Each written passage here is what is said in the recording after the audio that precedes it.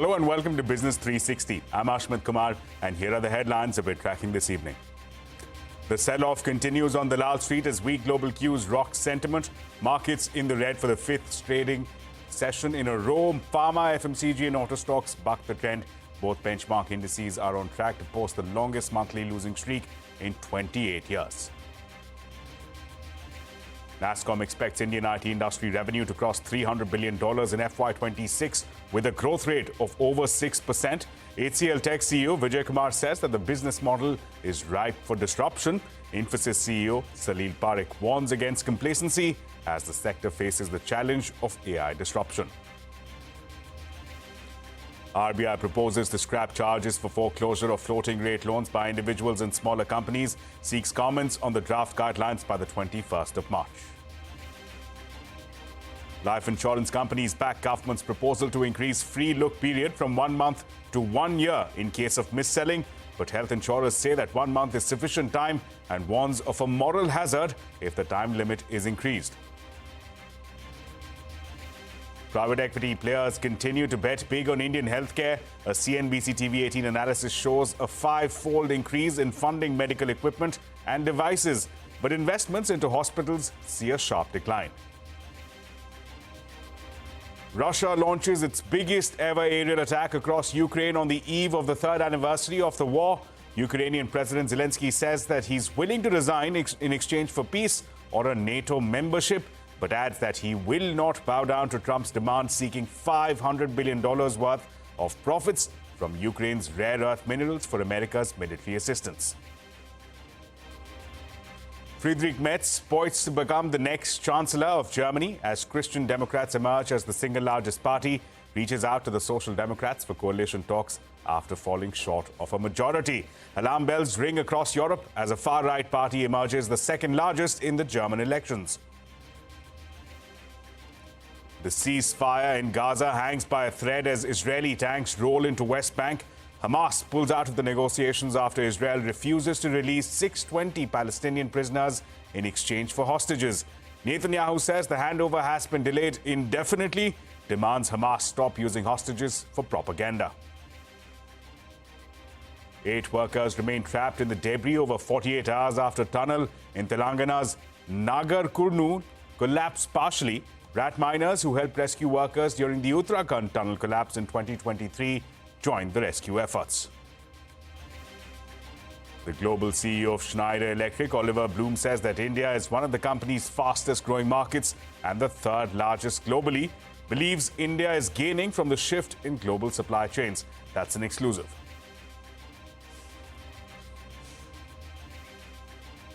Well, let's begin with a look at the day's market action now. The sell-off continuing on Dalal Street. The sensex and the nifty declined for the 5th straight session. Both the indices are on course to post losses for the 5 months in a row. This will be the longest monthly losing streak in 28 years. There was no place to hide as mid-caps and small caps also fell in tandem with the blue chips. Financial stocks also declined in trade, but FMCG and pharma stocks bucked the trend. The Nifty FMCG index is in the green today after declining for 15 straight sessions. Foreign portfolio investors have net sold 27,000 crore rupees worth of shares in the month of February alone. On average, they have been offloading shares worth 3,000 crore rupees in every session of 2025. Now, shifting focus, food delivery aggregator Zomato and Reliance Industries' non-banking financial arm Jio Financial Services will enter the benchmark Nifty 50 index from March of 28th. Now, the two stocks will replace Bharat Petroleum Corporation and the FMCG giant Britannia as a part of the semi-annual rejig. And the Reserve Bank of India has proposed to eliminate foreclosure or prepayment charges on floating rate loans availed by individuals and smaller companies. The RBI has invited feedback from stakeholders on the draft guidelines by the 21st of March. The regulator will likely have a material impact on the income streams of non-banking financial companies and banks. And the IT industry body Nasscom expects Indian IT industry revenue to cross $300 billion in FY26 with a growth rate of over 6%. According to the Nasscom survey, the FY25 growth is expected to be at 5.1% on an annualized basis. Speaking to Shireen, in fact, we had some major stakeholders, senior stakeholders connect with Shireen and share their thoughts and guidance for the growth and challenges that lie ahead in 2025 and beyond.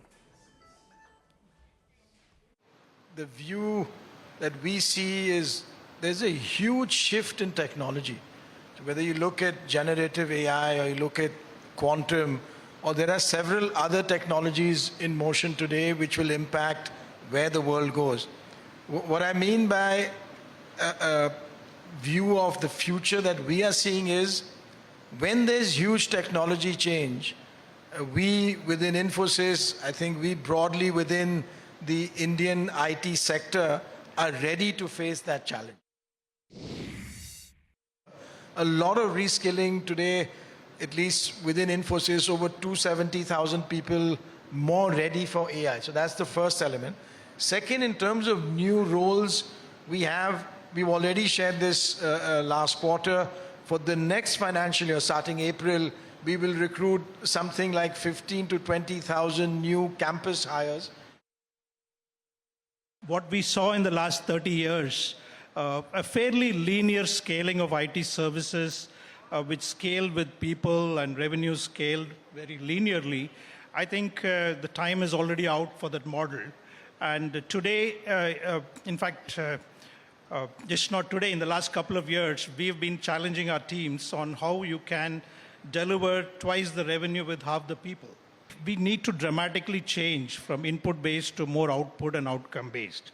A lot of services that we deliver, operational services, from people-based, it needs to become platform-based. Whatever growth that we are seeing in the business should not make us complacent, because the underlying themes are not the same as cloud and digitization and other things. This is very different. The changes that AI is ushering in is very different, and we need to be more proactive to even cannibalize our revenues to create completely new businesses.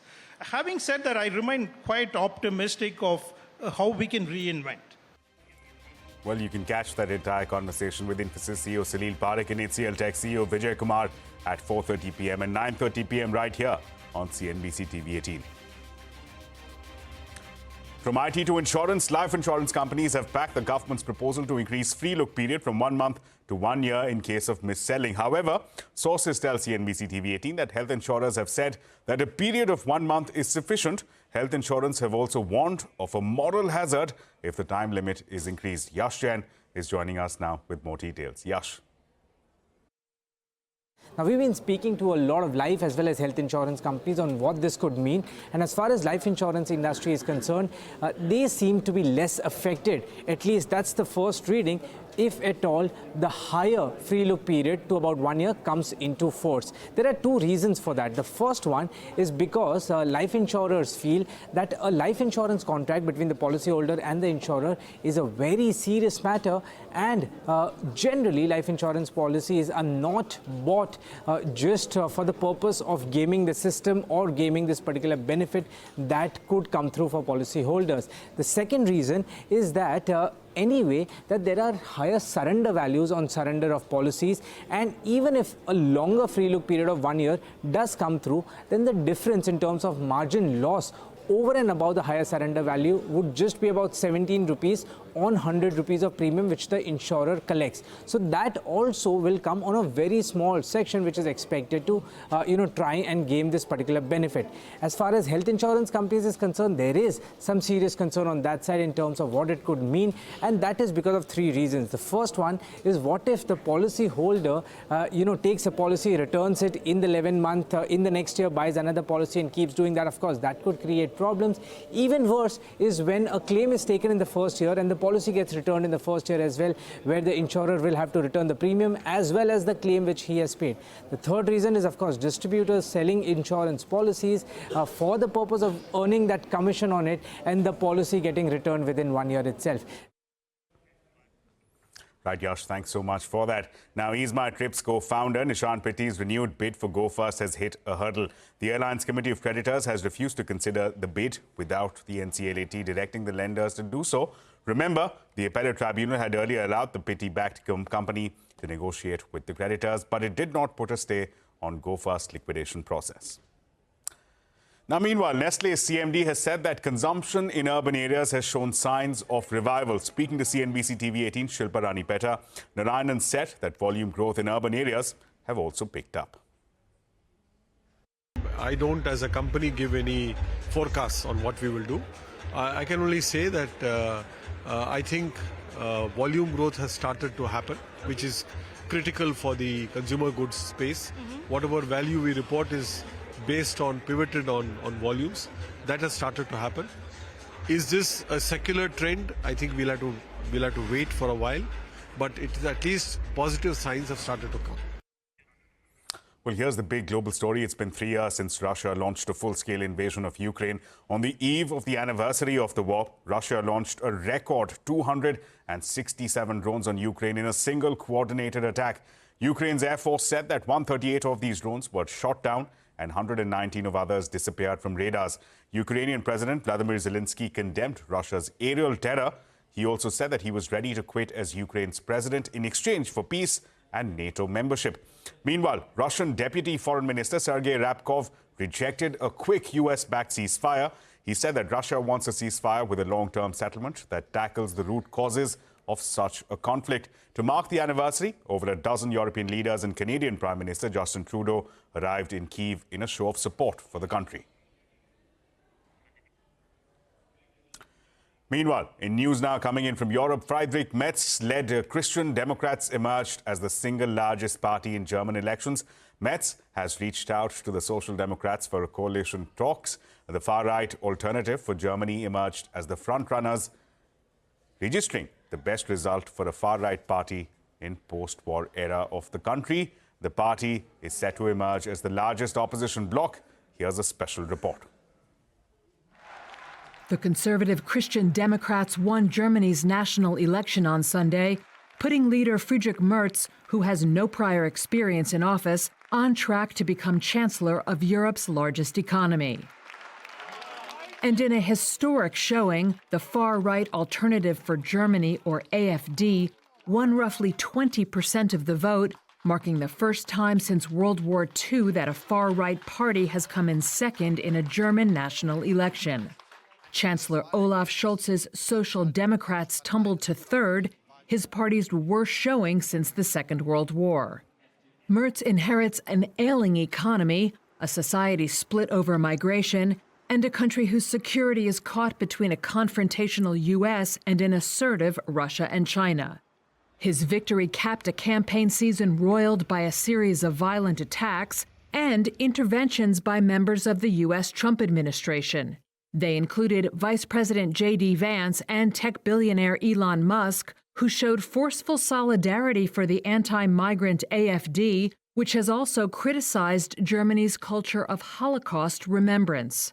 Merz, who has shifted conservatives to the right, conditionally supports equipping Ukraine with longer-range Taurus missiles and sees Europe as firmly anchored in NATO. But he is heading into what are likely to be lengthy coalition talks without a strong negotiating hand. While his CDU and CSU sister party in Bavaria emerged as the largest bloc, it scored its second worst post-war result. It remains unclear whether Merz will need one or two partners to form a majority, but a three-way coalition would likely be much more unwieldy, hampering Germany's ability to show clear leadership. All of the mainstream parties have ruled out working with the AfD. If Merz is unable to form a coalition quickly, that could leave outgoing Chancellor Scholz in a caretaker role for months, delaying urgently needed policies to revive Europe's largest economy after 2 consecutive years of contraction and as companies struggle against global rivals. It would also create a leadership vacuum in the heart of Europe, even as it deals with a host of challenges, including Trump's threat of a trade war and attempt to fast-track a ceasefire deal for Ukraine without European involvement. Trump on social media Sunday hailed the election result as a, quote, great day for Germany, saying that its citizens, quote, got tired of the no common sense agenda, especially on energy and immigration. In news now from West Asia, Hamas has said that it will not engage in further ceasefire discussions until Israel releases 620 Palestinians who were supposed to be freed on Saturday. Israel has said that it is waiting until the release of the next set of hostages has been assured. Israel's Prime Minister Benjamin Netanyahu also demanded guarantees that future hostage releases will take place without humiliating ceremonies. UN officials, meanwhile, said that recent handovers by Hamas went against international law because they were not respectful. The White House has backed Israel's decision, citing the barbaric treatment of Israeli hostages by Hamas. President Donald Trump has rolled out a memorandum telling key government committee to curb Chinese spending on tech, energy and other strategic American sectors. The United States has also proposed fees on the use of commercial ships made in China. The administration also called on Mexican officials to place their own levies on Chinese imports. And Trump administration appointees in charge of the U.S. Agency for International Development have fired 16,000 workers. Many laid-off employees were in tears as they left USAID's headquarters. Several other staffers of the agency working outside the United States have been placed on paid administrative leave. The only employees who are still working are the leaders and critical staff at USAID. And with that, it's time now for a short break. But coming up, private equity players continue to bet big on Indian healthcare. A CNBC TV 18 analysis shows that a 5-fold increase in funding medical equipment and devices. More on that when we come back.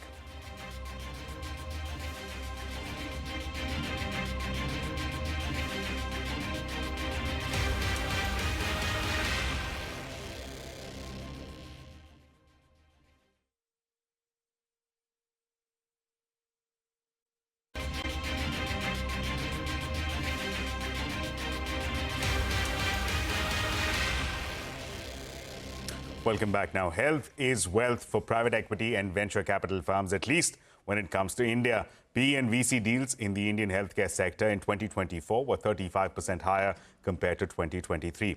As per a CNBC TV 18 analysis, this could include a 5-fold increase in funding medical equipment and devices, but investments into hospitals saw a sharp decline compared to last year. Vinny Motiwala is here joining us with the lowdown.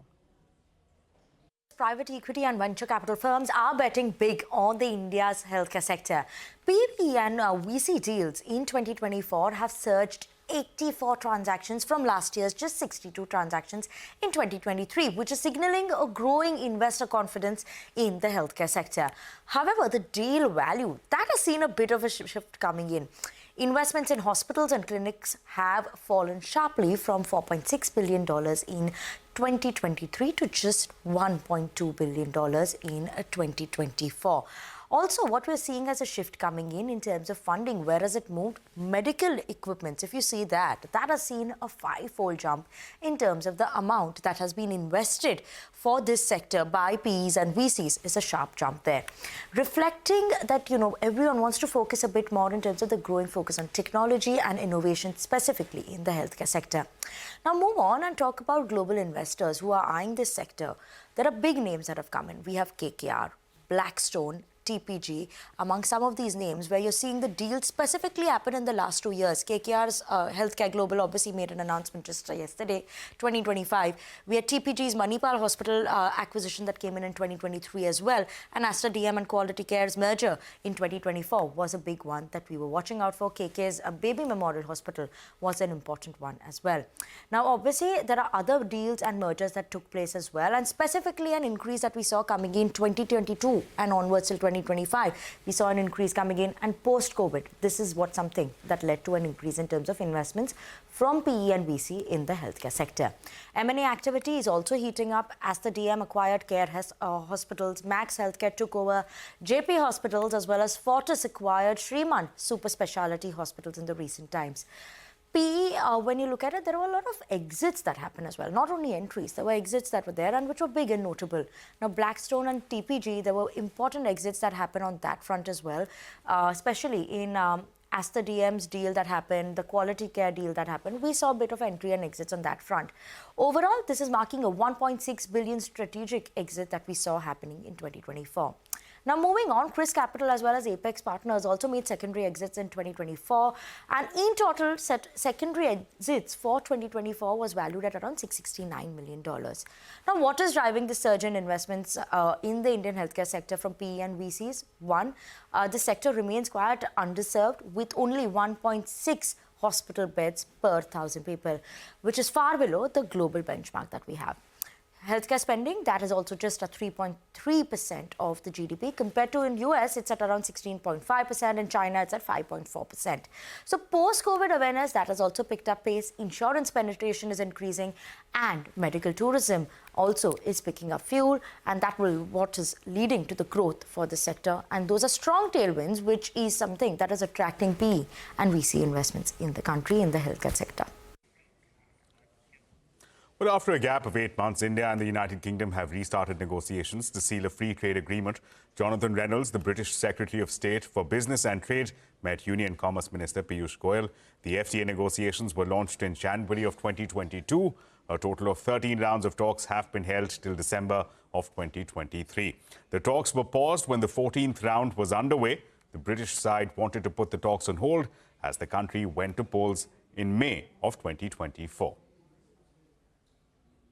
I'm immensely pleased that both Jonathan and I have agreed to resume free trade agreement negotiations in a very, very cordial atmosphere and with great trust between the two governments, which was reflected in the meeting this morning.